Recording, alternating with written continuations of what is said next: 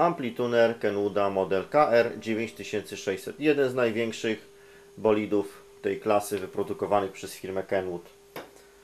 I jak zawsze stan oczywiście widoczny. Teoretycznie sprawny.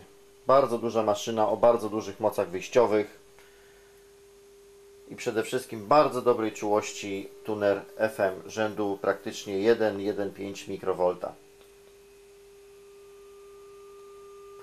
Ustawiłem sobie tutaj generator FM na częstotliwość 88 MHz i poziom wyjściowy 5 mikrowoltów.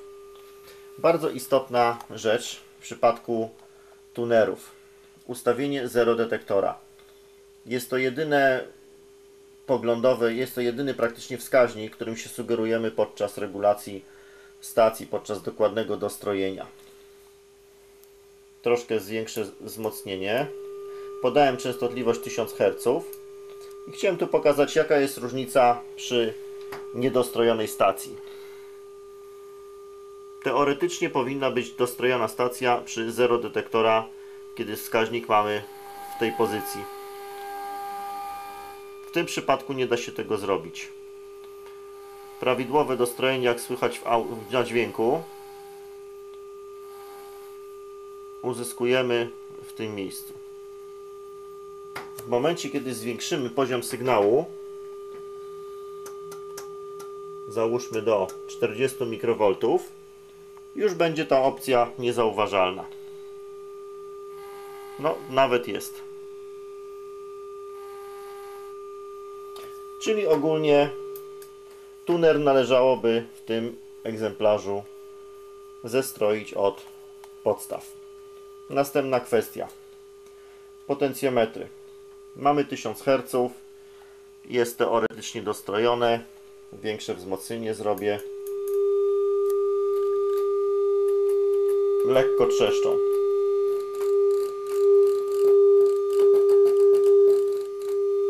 Głośność analogicznie.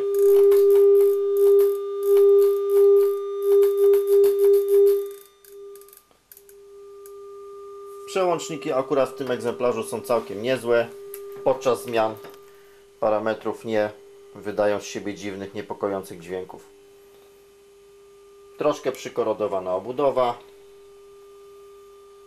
Minimalne jakieś ślady użytkowania. Po rozmontowaniu dopiero okaże się, co go jeszcze boli po setkach, a może tysiącach godzin pracy. Na pierwszy rzut oka wygląda wszystko dobrze. Trochę brudu, kurzu. Od spodu jest ładny. Teoretycznie.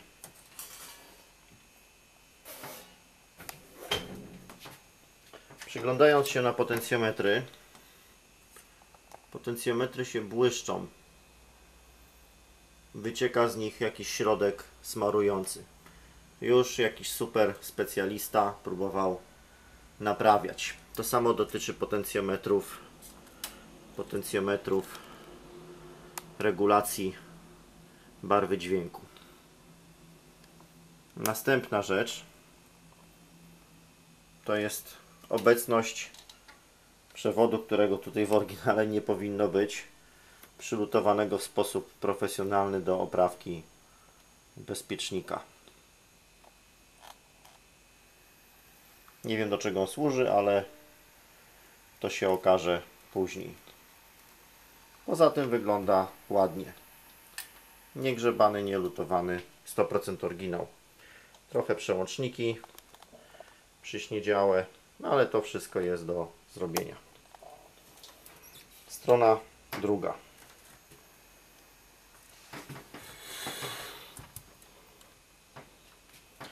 Wszystko w oryginale.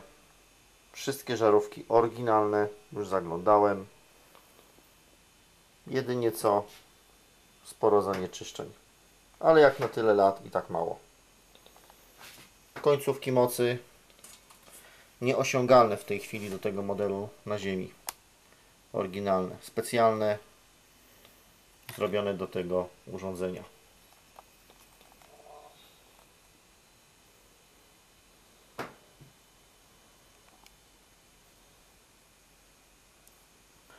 Ciekawym rozwiązaniem jest prowadzenie przewodów od podświetlenia skali na sprężynce podczas przesuwania skali.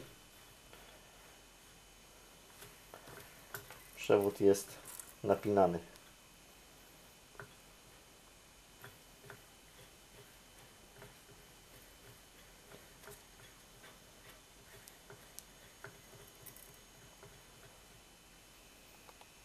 Całość zostanie przeze mnie rozebrana i doprowadzona do stanu oryginalnego, takiego jak wyszedł z fabryki.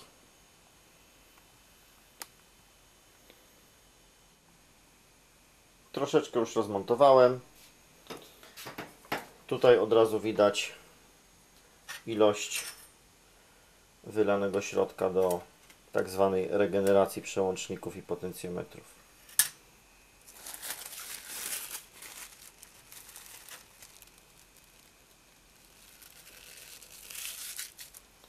Płytka potencjometrów, regulacji barwy dźwięku i analogicznie wycieka z przełączników środek smarujący, który miał wyleczyć wady przełączników. Selektor źródła do zrobienia, brudne styki, przełącznik głośników analogicznie. Wszystkie żarówki w oryginale. Aktualnie są to żarówki praktycznie nie do kupienia na świecie.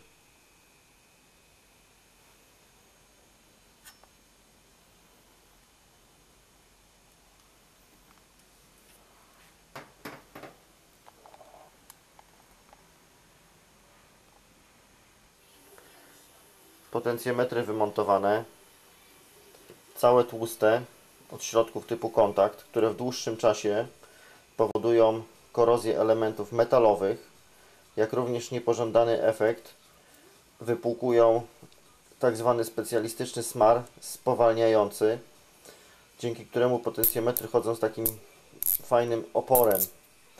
Po wypryskaniu takimi środkami potencjometry są tępe. Takie, tak jak wrażenie mamy, jakby metal o metal tarł podczas regulacji.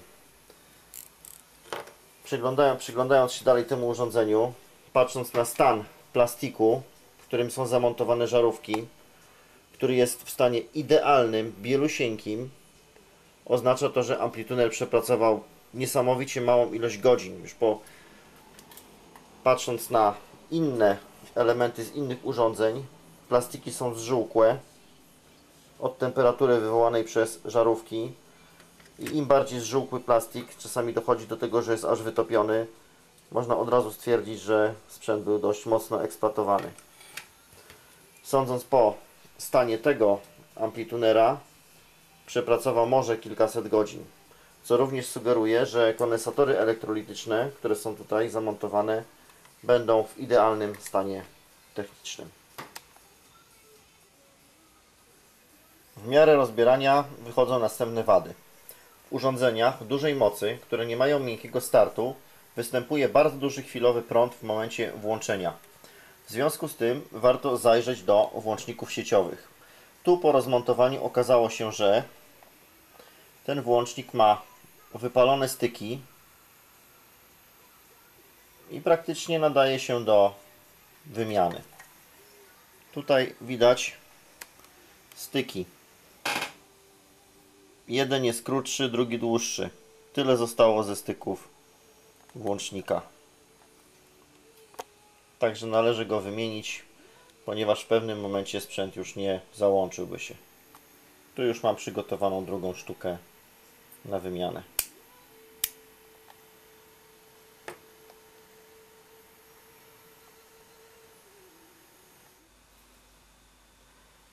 Włącznik sieciowy naprawiony, konkretnie zamontowany nowy. Potencjometry mam już zrobione. Przełączniki naprawione, wlutowane na miejsce. Płytka umyta z pozostałości topnika.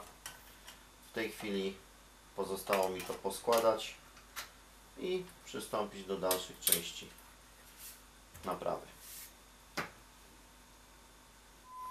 Strojenie tunera w zasadzie nie jest jakieś strasznie skomplikowane, natomiast wymaga użycia odpowiedniego sprzętu, trochę doświadczenia i czasu. Taki poziom zniekształceń harmonicznych mamy 1,75% bez dotykania urządzenia. Ja już sobie tutaj włożyłem stroik, podałem zgodnie z dokumentacją serwisową odpowiedni sygnał na wejście antenowe i częstotliwość 1000 Hz. Teraz zgodnie z serwisówką mam ustawić minimalny poziom zniekształceń harmonicznych na wyjściu. Takiego parametru jak zniekształcenia przy tym poziomie oczywiście nie da się tego usłyszeć na ucho.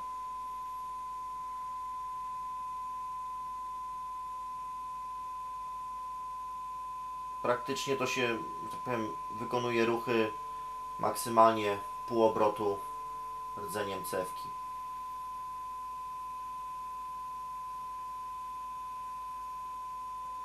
W prawo. Muszę zjechać w lewo troszeczkę, cofnąć. Zero 0,25%, 0,18%.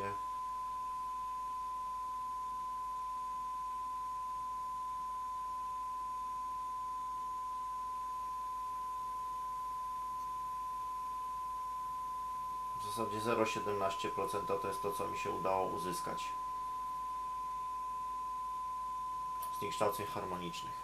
Wcześniej ustawiłem skalę, żeby pokrywała się z zakresem wskazanym oraz 0 detektora.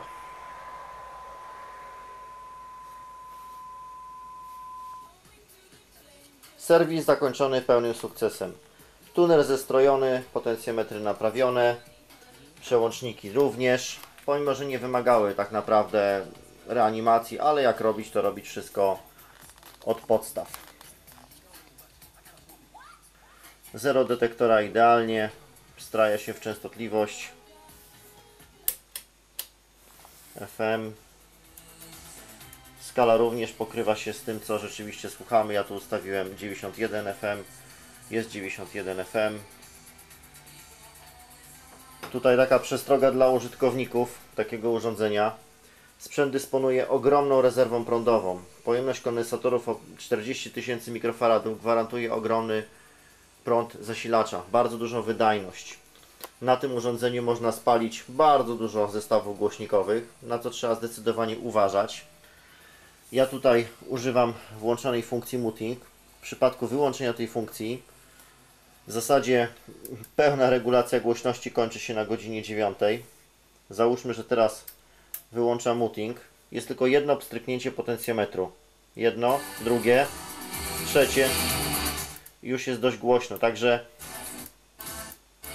mamy albo nic, albo już jest duża głośność. W związku z tym lepiej użyć tą funkcję tłumienia. Wtedy ma to jakikolwiek sens. W zasadzie przy włączonym tym mutingu mamy szansę, że tak powiem 90% obrotu potencjometru będzie służyło do regulacji, a nie tylko 1/4.